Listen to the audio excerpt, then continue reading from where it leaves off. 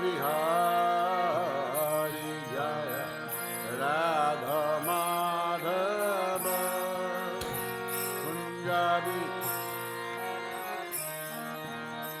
Gopijana Ballabha Girivardhari Jaya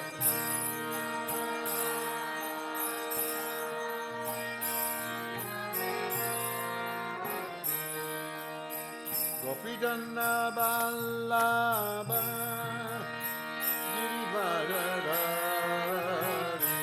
Jaya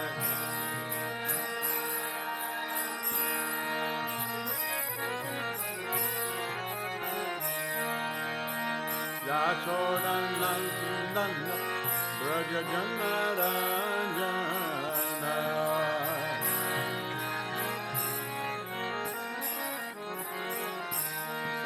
Shodanandana Braja Janaranjana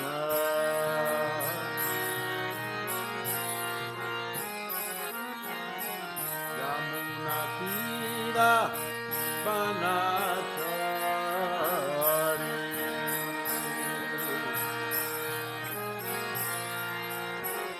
Yamuna Tira Banachari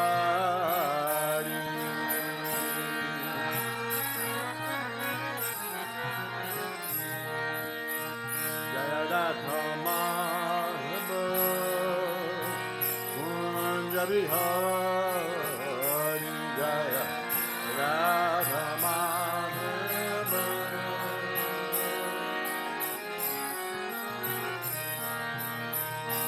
Jana Bandava Girivardhari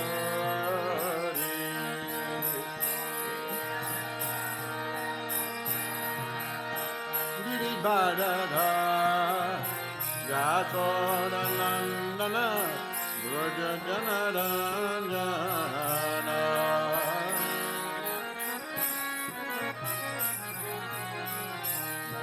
Natira Banachari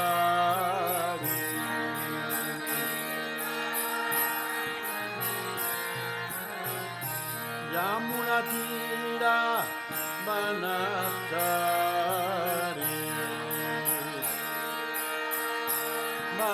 Banachari Jaya Radha Madhava Kunjabihari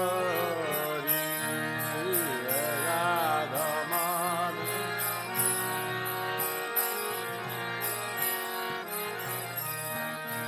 Gopijana Ballabha Girivardhari Jaya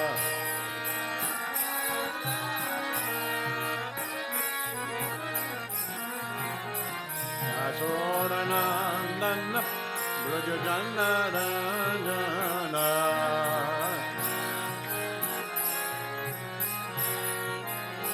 Yamuna Tira Banachari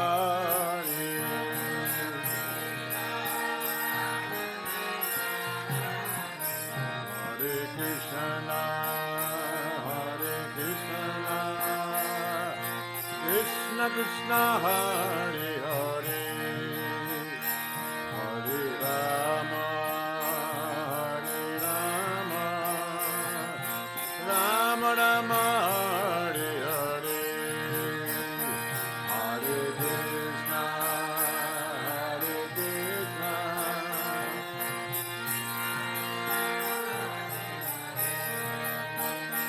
Hare Rama Hare Rama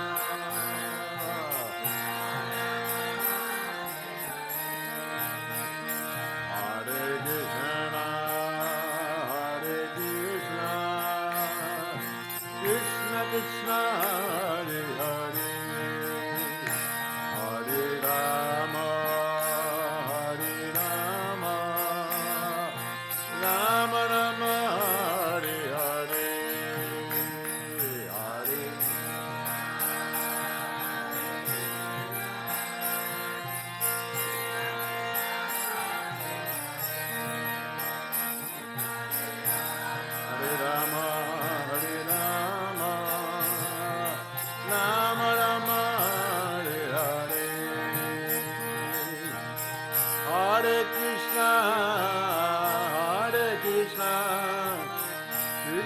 Krishna, Hare Hare, Hare Rama, Hare Rama, Rama Rama, Hare Hare.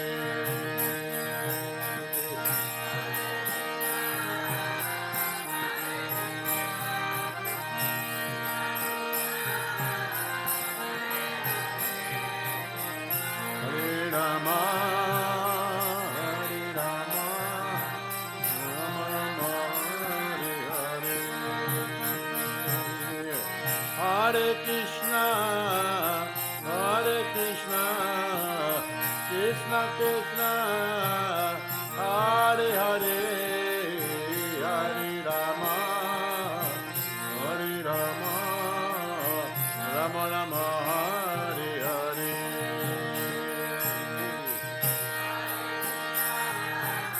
Hare Krishna, Krishna Krishna, Hare Rama, Hare Rama, Rama Hare Hare. Hare Krishna, Hare Krishna, Krishna Krishna, Hare Hare.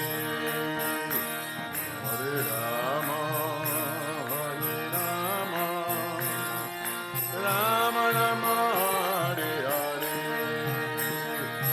Hare Krishna,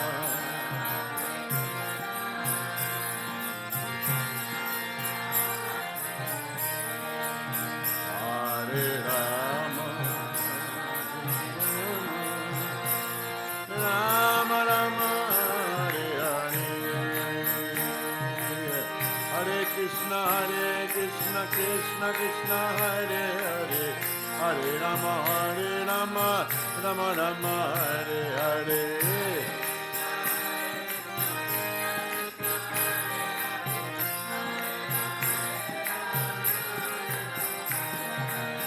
Hare Krishna, Krishna Krishna, Hare Hare, Hare Rama, Rama Rama, Hare Hare.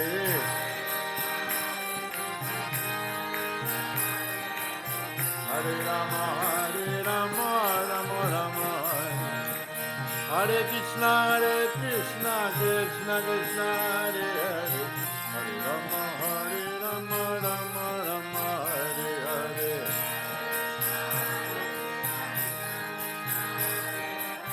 Hare Rama, Rama Hare Hare, Hare Krishna, Krishna Krishna, Hare Hare, Hare Rama, Rama Rama, Hare Hare.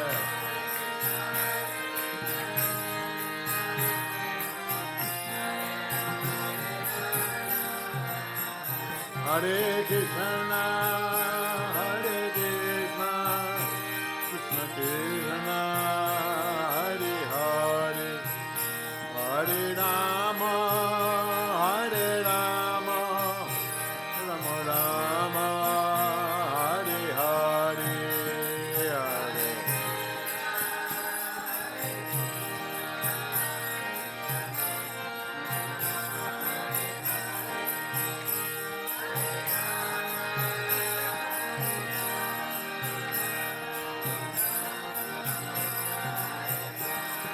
Hare Krishna, Hare Krishna, Krishna Krishna, Hare Hare, Hare Rama, Hare Rama, Rama Rama, Hare Hare.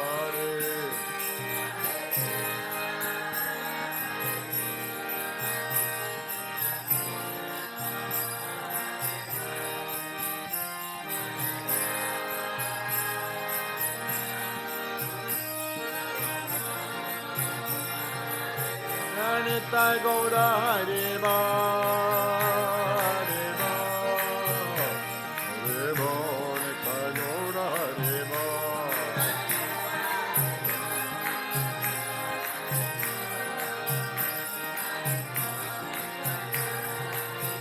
Jada Prabhupada, Prabhupada, Prabhupada,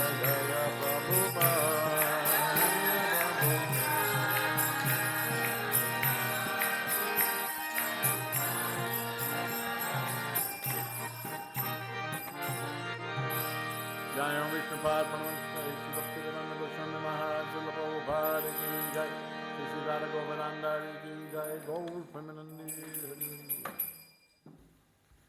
Om Namo Bhagavate Vasudevaya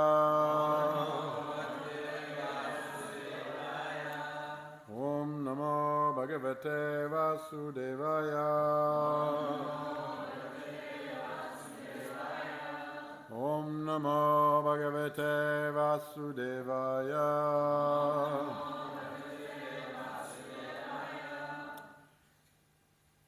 Morning, we're reading from the Srimad Bhagavatam, Canto 2, Chapter 10, Text 5. Avatara Nucharitam Hares Chasyanuvartinam Pumsamisha Kata Prokta Nanakyano Pabrimhitaha Avatara Nucharitam Hares Chasyanuvartinam Pumsamisha Kata Prokta Nanakyano Pabrimhitaha Avatara Nucharitam Hares Chasyanuvartinam Pumsamisha Kata Prokta Nanakyano Pabrimhitaha Avatara, incarnation of Godhead. Anucharitam, activities. Hare, of the personality of Godhead. Cha, also. Asya, of his. Anuvartinam, followers. Pumsam, of the persons. Isha Kata, the science of God. Prokta, is said. Nana, various. Akyana, narrations. Upabrimhitaha, described. Translation: the science of God describes the incarnations of the personality of Godhead and his different activities together with the activities of his great devotees. Purport: during the course of the existence of the cosmic manifestation, the chronology of history is created, recording the activities of the living entities. People in general have a tendency to learn the history and narrations of different men and times, but due to a lack of knowledge in the science of Godhead, they are not apt to study the history of the incarnations of the personality of Godhead. It should always be remembered that the material creation is created for the salvation of the conditioned souls. The merciful Lord, out of his causeless mercy, descends to various planets in the material world and acts for the salvation of the conditioned souls. That makes the history and narrations worth reading. Srimad Bhagavatam offers such transcendental topics of the Lord in relationship with great devotees. Therefore, the topics of the devotees and the Lord are to be given respectful oral reception.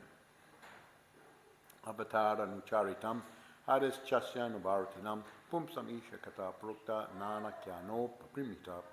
The science of God describes the incarnations of the personality of Godhead and his different activities together with the activities of his great devotees.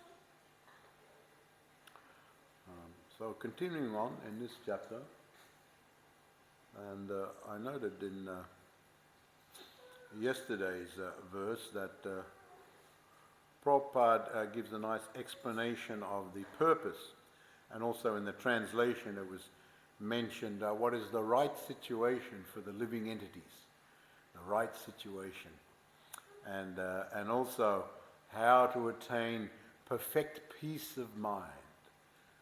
Now, people are always searching for peace of mind. They want peace of mind. Very hard commodity to get these days, isn't it? To get the peace of mind. Can't have peace of mind. I remember many years ago we organised a play that showed how actually in the material world it's very difficult to get peace of mind due to Adi Bautik, Adi Atmik, Adi Daivik. And we had a man going to the office and so many people were giving him trouble, and then even when he went on vacation so many things were giving him trouble, and so on and so on. Then there was natural disasters and so on. So there's always, even on that level. So to get peace of mind is not very easy. And here also, as mentioned, the perfect peace of mind. Now, you can do different things to get a bit of peace of mind. You go for a walk along the beach, it gives you a little peace of mind, or you do this, you do that, you do some art, or so people have different methods of trying to get peace of mind. They're upset or they're in anxiety. So many things are disturbing them, and they seek peace. And because peace of mind is natural. No one wants to be continuously disturbed and frustrated and so on and so forth. So we seek to have that peacefulness. We seek it. It's like water always goes back to its natural state. It always, whatever the way you turn it, goes back. Just like you can turn it to the gas, or you can freeze it, you can heat it, and so on. But it always wants to go back to that liquidity. So naturally, that's a natural situation. And here, the right situation. Now, the right situation is that the living entities obey the laws of the Lord. This is what's called dharma, or religiosity. And to be in a perfect peace of mind under the protection of the personality of God. So this was in the previous verse. And these laws are meant to give the right direction. Very profound statement here in the previous verse, all these verses, of course. But what is the perfect situation? And of course, the Supreme Lord, Isha, the original personality of God, from Him, expansions, incarnations. We'll talk about that in a little bit. And then the material energy expands. And then in the creation of the material energy, there's so many things going on. So there's a natural flow of things, all originating from the Supreme Personality of Godhead.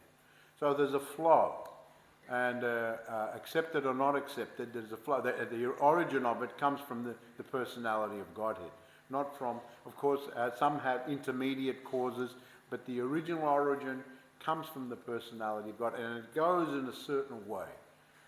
The spiritual energies, the material energy, they go in a certain way. So there's a natural flow, just like if you go in a river and there's a natural flow of the current, just like here. There's been a lot of rain and the river was up and the current was flowing strong. And just imagine if you jumped in that river to get to the other side and then you try to swim against it, especially a raging river. It would be very exhausting. You would probably not reach the other side, and you may even drown because you're going against the current. You're going against the current, just like anyone will tell you in the river. And also, what you have to be careful for, especially in rivers, there's all sorts of dangers underneath there. What you see on the top is not what you're not going to see everything that's flowing fast underneath as well. So it's a pretty dangerous situation, isn't it?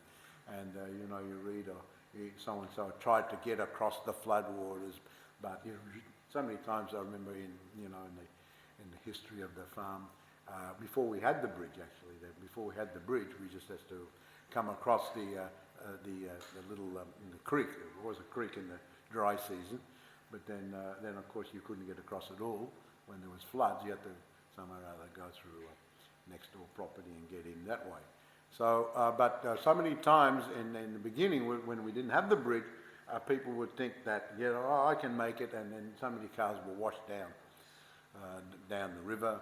I remember one devotee when we had the bridge, tried to get across it, yes, I can make it, and he got swept off, and barely got out of the car in time, barely got out. And of course some people get swept off and they can't open the doors because the current is pushing on the door, you can't even open it. So we have to be very careful. So there's the flow of the current, there's things underneath. So you have to know, you have to go with the flow, as the old saying says.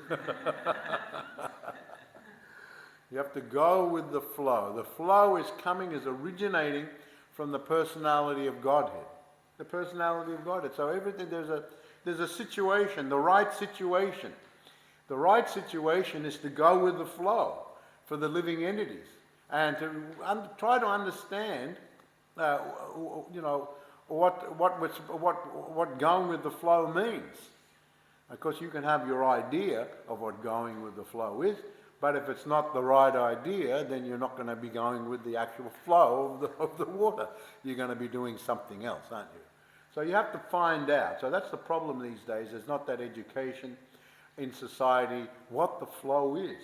People, put forward so many ideas, but the actual reality is something else generally from what people think these days. The actual reality is stated here in the Shastras given by the Supreme Personality of Godhead and explained very nicely by all the acharyas and the incarnations of Godhead and so on and so forth.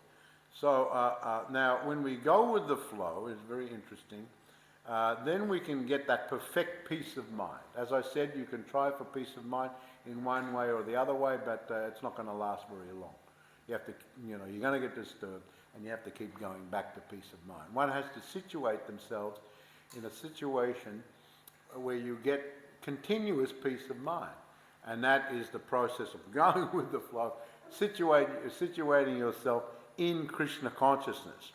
So these are interesting points that were made in the previous verse about the right getting yourself in the right situation and attaining that peace of mind that we all living entities crave for. All living entities crave for that peace, and of course in the Bhagavad Gita is mentioned, without peace of mind you're not going to be happy. What is the question of being happy if you haven't even got peace of mind? If you're always in anxiety, always distressed, and so on and so forth, where's the question of happiness? And then, of course, everyone wants happiness. Our whole lives are geared to getting happy, to increasing our happiness and decreasing the distress, but quite often we find that the opposite thing happens. The distress increases and happiness goes down. No matter how hard we tried real hard for happiness, but the opposite thing happened. Because a lot of things are going on in the flow of things that are out of our control. Most things are out of our control. So we try to control our happiness situation, but it's an impossible task actually, especially in the material world. But if we go with the flow, certainly that's going to make things a lot easier, isn't it? When you think about that, if you go with the flow, that's like going with the flow of the river. If you get in a raging river, you don't try to go against it. You work your way over, work your way down, and somehow or other work your way over. Just like at the when you go in the ocean, also all the surfers will tell you, Alarnath will tell you that when you get caught in the current, don't fight against the current. You're going to get exhausted. You could get pulled down. You could drown, and so on and so forth. Best to go with it and just gradually work your way in. Of course, these are general examples, because in the ocean, even if you go with a current, a big shark may come along and gobble you up anyway. So best laid plans, they go astray. They don't always go to a plan. So that's the material world. That's the way it is. So it's not natural. It is not our natural place, the material world. The spirit soul is eternal. That's who you and I are. We had that saying in the old days, isn't it? When we greeted each other, we would say, "Hari Bol, spirit soul." I don't hear that so much these days. But in the beginning days, we would say, "Oh, Hari Bol, spirit soul. How are you?" Of course, every spirit soul has got a name also, so we also call them by name. And Krishna has a very nice name, all attractive one. He attracts all. And actually, I was giving a class just the other week in regard to all the different levels Krishna attracts the living entities. Everyone's attracted to Krishna, because in the material world there's nothing in existence that is not Krishna. Krishna is so an amazing personality that he's everywhere, and even in the atoms, minuscule, all pervading. If we had the vision, we would just see forms of Krishna everywhere, but we don't have that vision. So Krishna is so amazing. We want to forget Krishna and go on with our own lives in forgetfulness. Krishna is so intelligent that he arranges, even though he's everywhere in the atoms right next to you in your heart, he's arranged a situation you can't even see him, although you can't do anything without him. Isn't it amazing? You can't do it. Just imagine if you can't do anything without another person, yet that person is so clever that because you somehow or other have falsely concluded, well, I don't want to know that person, I don't need anyone, but that person's so clever at fulfilling your desire simultaneously on the gross level and also on the subtle level.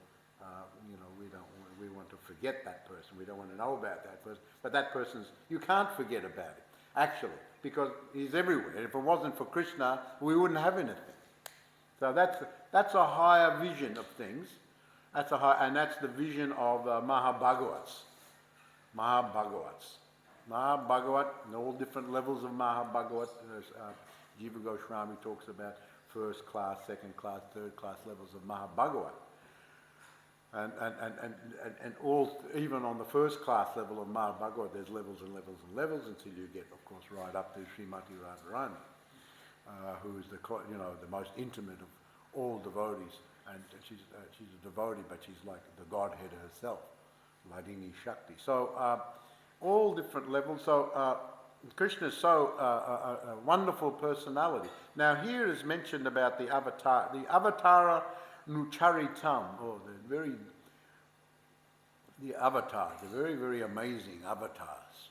So many avatars. The acharyas categorize, many years ago I got together a big chart of all the different categories of expansions and energies and avatars. You can get this chart. It's available if you look for it. But technically called Svayam Prabhav, Svayam Vaibhav, Svayam Prakash, Svayam Vilas, and then there's combinations Prabhav, Prakash, Prabhav, Vilas. Unlimited. At one time Prabhupada was asked this question, what about Vaibhav and what about Prabhav, Prabhupada? Yes. Yes, there are many, many explanations of this, but generally there is Prabhav, there's Vaibhav. Generally the Vaibhav is exactly like Prabhav, but it's like Balaram is the first Vaibhav, is that he's actually on the level of Krishna, but he has a different hue and a little bit different, so he's a Vaibhav, he's the first Vaibhav. So I've said, but for all other information, it is there in my books. I've given the explanation in Caitanya Charitamrita and other sections of the Srimad Bhagavatam there. It is there, so read my books to get the more detailed understanding. That is like my books are like the dictionary. Don't ask me these detailed questions because I've written in the dictionary, so if you want to know all the details, go to the dictionary. That's how we answer that question. If you want to know all the details right here and now, go to the dictionary. So all these different levels. So first of all, there are expansions. And then, one time Prabhupada explained, what's the difference between expansion and an avatar? He answered that, well, actually, expansion is more direct, just like Balaram is direct. He expands directly. And then what's expanded from that, the expansion, that is an avatar. And generally also another definition is that the one who descends. Generally we know avatars as those who descend to the material world. Avatar, I don't know, these days they've got a different idea of what an avatar is. my avatar and this and that and the other. But actual avatar is the Supreme Personality of Godhead. He's the actual avatar. Of course, you've got all different levels, Shaktivesh avatar and all different types of avatar, empowered jivas who also are kind of avatars, also in their own right. So, in one sense, the people have got an idea what an avatar is, but really it's an extension of the self, they think, or something like that, or something that's extended, that is not yourself, but different from yourself, but comes from the self. But ultimately, the avatars come from the Supreme Personality of Godhead. And there's so many different types. And they come so many times. We're very... we know of the 10, Jayadev Goswami describes the Dosh avatar, the 10 very famous avatars, starting from, what is the first one that he mentions as the first very famous avatar that descends to the material world? Who is the Supreme Personality of Godhead? Who is the first one? Who said? Matsya avatar. Matsya avatar. Matsya avatar is in the form of the fish. The Lord comes and he transforms himself into a fish. Now you couldn't think these things up, isn't it? You couldn't think that the Supreme Lord comes as a fish. A what? A fish? God is a fish? Nah, you guys are crazy. What have you been taking, right? You've been eating too many gulab jamuns or something. He comes in the form. Now God can transform himself in any way he wants. That's the thing. We're limited. No, we can't do so many things, but then we think, how the Supreme Personality of God, Krishna can do that. But the fish, you couldn't think of Matsya avatar, very well-known avatar. He comes, and who can say with us briefly what the story is? He came. There was one Satyavrata, the king. There's a whole story. I think where is that? In the 8th canto of the Srimad Bhagavatam. That story you can read. The whole story of Matsya avatar. And how this is very close to the Christian story of the Noah and the ark. Noah and the ark. There was God came, or what is it in the Christian story that and said there was going to be a flood and everything would be inundated by the flood, and then build an ark and take all the different species of life on that ark to preserve. So after the flood's over, then they can, the world can be repopulated and so on. So this is a very similar story. And there's a correlation there between Noah and this Satyavrata Muni, or Rajrishi. He was Satyavrata, he became Muni later. Satyavrata, he became the Manu. He became a Manu next. And so Matsya was the first. And then the next one is Kurma. Kurma avatar. So he's in the form of tortoise. Again, you couldn't think of these things. I read it a long time ago that all the stories around the world of these, amazing stories that seem a little far-fetched, a lot of them are taken from, other stories in history in different parts of the world, and they're kind of a little bit taken from over there and put together with someone's own imagination over here, and then a story is made in a particular country that becomes like a folk story or this or that and the other thing, and it becomes a known story in this country and that country. But the difference between those stories and these stories that are there as far as these avatars, actually these things originate. They are the original stories.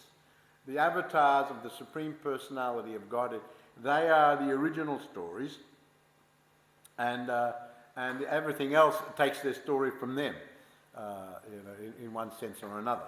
So we have Matsya avatar, we have Kurma avatar, and who was next? Varaha avatar. He was in the form of bull again. Who could think of these things? Why would you even think that God comes in the form of a bull? And then after Varaha, Nrsimha, half man, half lion. And mix it up a little bit. Krishna is very amazing. Now let's mix it up. You think that the animal or the fish was amazing? You think the tortoise was amazing? You think the boar, the pig was amazing? Well, we're going to do a half man, half lion. How about that? Now, of course, these incarnations, of course, Lord Nrsingadev, and of course, who was Parasaram, a human form, a warrior. He was a Brahmin, but he came in as a warrior. Parasaram, Paras, the axe. The axe. And Lord Ram's appearance day is coming up on Sunday. Lord Ram, and then as we go, the Lord Rama, and then Krishna and Balaram, the activities become a little bit more, comprehensive.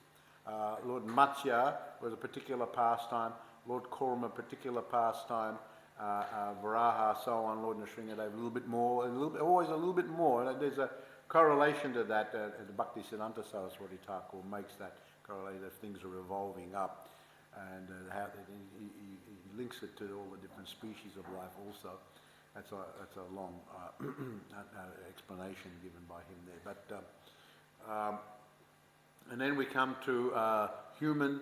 Then we come to human Lord Ram that has so many wonderful activities. Krishna, Balaram, so many activities, and then we go again after Krishna and Balaram. There's Buddha. Lord Buddha, and then there's Lord Caitanya, but he's Chana avatar, but Lord Kalki. So of the 10, there are 10. Lord Kalki comes at the end of it. So these are very 10 famous, but there are many different other avatars, incarnations, many different types. It is said that in the period of one day of Brahma, there are many different manus, 14 manus in the day of Brahma, and each manu, there is a manvantara, avatar, there is an avatar. And that you can read in the, I think it's in the second canto of the Srimad Bhagavatam, all the list of the manus and all the list of the avatars that appear during the day of Brahma. So there's many Purusha avatars and Leela Guna avatars and many different levels of avatars. So these avatara nacharitam, these activities are very wonderful. And here it is said that this is brought up in the course of the creation of things, the flow of things. And very interestingly here, Prabhupada mentions about that material world is made for the salvation. Where's it? Here is. What did he say? Yeah. The material creation is created for the salvation of the conditioned soul. This is a very interesting point, because generally the material world is the entanglement of the conditioned soul, and very hard to get out of it. But here Prabhupada actually says it's created for the salvation, because there's a flow of things. There's a flow of things. There's energies and so on and so forth. We are a particular energy, but so that works in certain ways. Material energy entangles us. But a part of the natural flow is also these incarnations. It's also included in the flow. Do you understand this point? I thought a very interesting point. And Prabhupada mentions it here. Included in the flow of things is these incarnations, these avatars. And because they're included, we get the salvation. The other aspects are entangling. But when the incarnations come, and also mentioned here, he comes as in these incarnations, and his devotees come. The activities of his great devotees. We get into this. Vedavyas Priyamash was giving the class on Caitanya Charitamrita, the activities of Lord Chaitanya and his devotees. Very wonderful devotees. Very, very wonderful. So wherever there's the Supreme Lord, there are the devotees, and the great devotees have very wonderful activities in their own right. Krishna has very wonderful activity, and so the great devotees have very wonderful activities.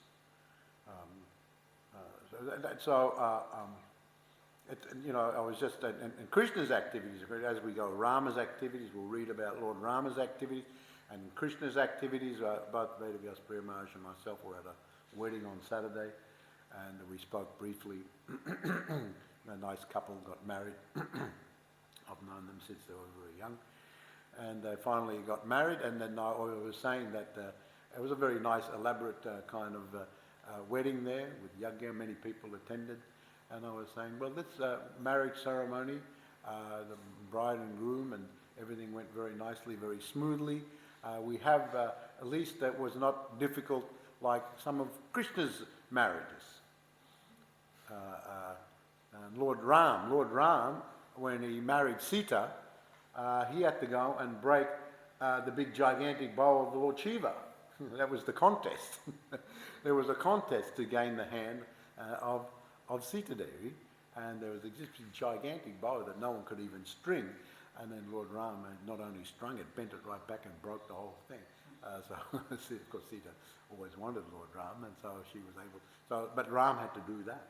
And then Krishna, there's one story I told of Krishna had to defeat the 7 bulls. You know that story where he went to marry Satya. He had to defeat the 7 bulls. It was a contest, so no one could do it. These are very ferocious bulls. So he came and very easily put the nose ring on and was able to rope the bulls. So Krishna does, and Lord Ram and Krishna especially do these amazing stories. And they're so wonderful. And he has to do things like this because we as conditioned souls are very entangled in thoughts of the world, and just to attract our attention, he does so many wonderful activities. So by hearing about them, by reading about them, by hearing about them, one can get salvation. Now here it is said, the merciful Lord out of his causeless mercy descends to the various planets in the material and acts for the salvation of the conditioned soul. He acts for the salvation by his activities, by his instructions. So all those things are meant to attract us. And what is the benefit? The benefit is we get salvation by hearing about and reading about these stories. Now, Prabhupada also mentions here that the living entity, the conditioned souls, are not very apt to read the stories of Krishna. Most people don't even know about Krishna. They don't know about Lord Ram, although there are some who know these activities. And then Prabhupada goes on to say they're not apt, they're not inclined. In other words, the word apt you can translate it also to mean they're not inclined to hear about these stories. So all right, everyone's in an individual, they can hear about and read about whatever they want. All right, so you read this story. There's so many books around and so many things to read and see. So do whatever you want. But all right, so you do that. But what is the difference between doing that and reading about the stories of Krishna and the stories of Lord Ram? Sitaram and the devotees of Lord Krishna and the devotees of Lord Ram, the devotees of Lord Chaitanya. What is the difference? The difference is you get mukti.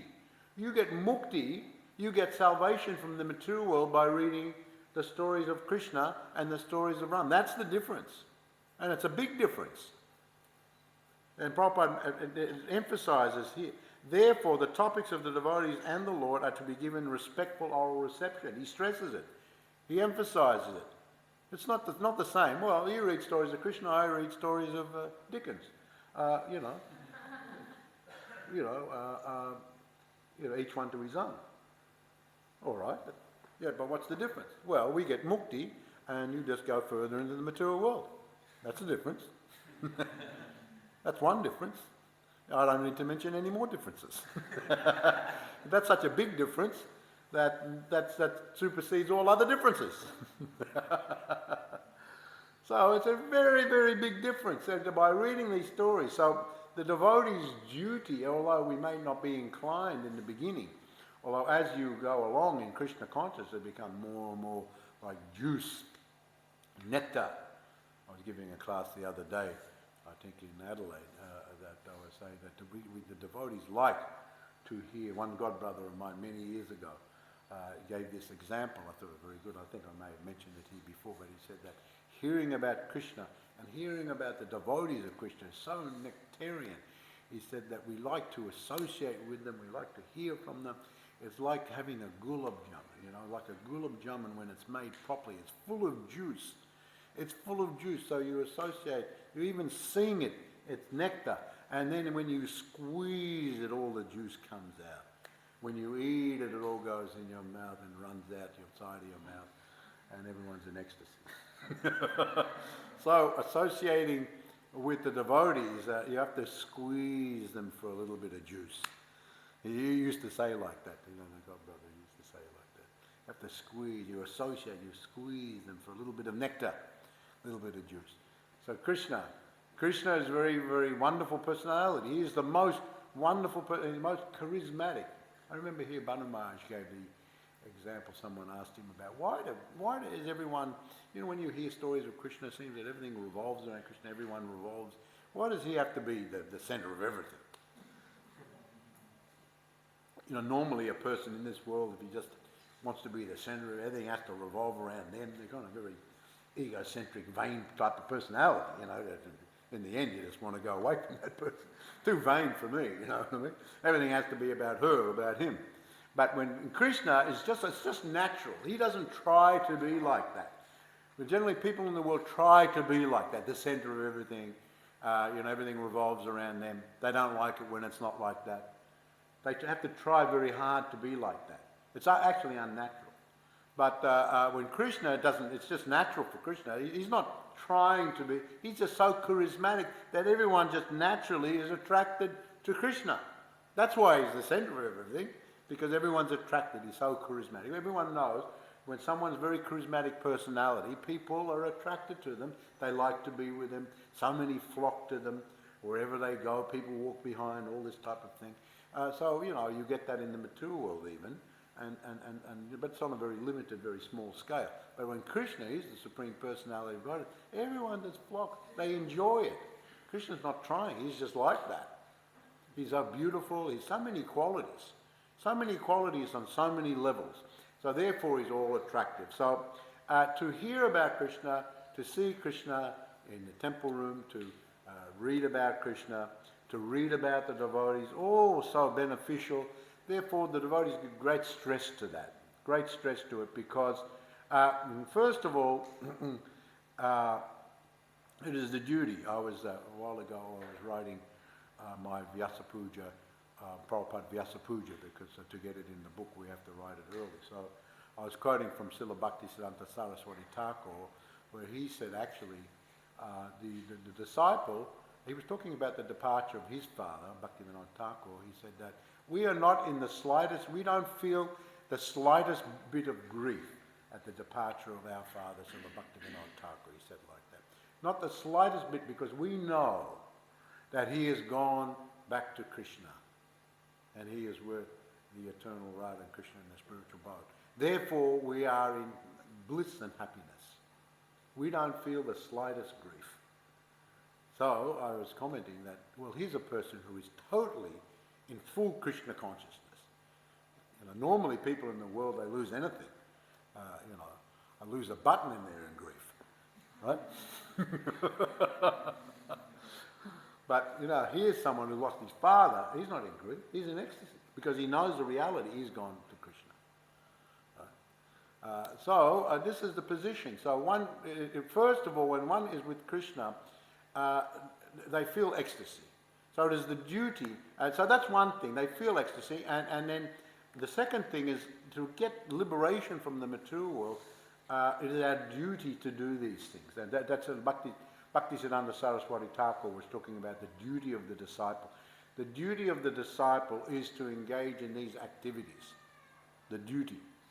To always glorify the name, form, pastimes and qualities of the spiritual master. It is the duty of the disciple to do that. That is the duty. So our duty, we'll feel it as a duty in the beginning stages. It's like a duty, but sometimes we don't feel like it. Other times we do feel like it. But our duty is, we put our duty first. Our duty is to do it. And what impels us or compels us to fulfill this duty? Well, we understand. We read these instructions. We understand what is the benefit. It gives us mukti. It gives us salvation. We become free from the material world. There is nothing in the world that is not Krishna. So you can know him through the material world and so on. Krishna has put in place so many procedures to become liberated. So actually the purpose of the material world, even though we want to forget Krishna, the purpose is to get to salvation. So Krishna does that in so many different ways. So many different ways. This verse has great meanings. The science of God describes the incarnations, the avatars. We're so fortunate. There's so many avatars. And in one verse of the Srimad Bhagavatam, the avatars, the incarnations come like waves in the ocean, just continuously coming in, coming in, coming in. Krishna sva davabhagati dhamagana divisa kalona stadisha purana kodinotila. Krishna sva damagana. So they come again and again and again. So we're so fortunate that he can, by his causeless mercy, Prabhupada says again, by the causeless mercy, he does that. All right, Hare Krishna, thank you very much. Avataram charitam haris chayas anubharatinam pumsam ishakata prokta nanakyano paprimita. The science of God describes the incarnations of the personality of Godhead and his different activities together with the activities of his great devotees. Does anyone have a question or comment? Yes.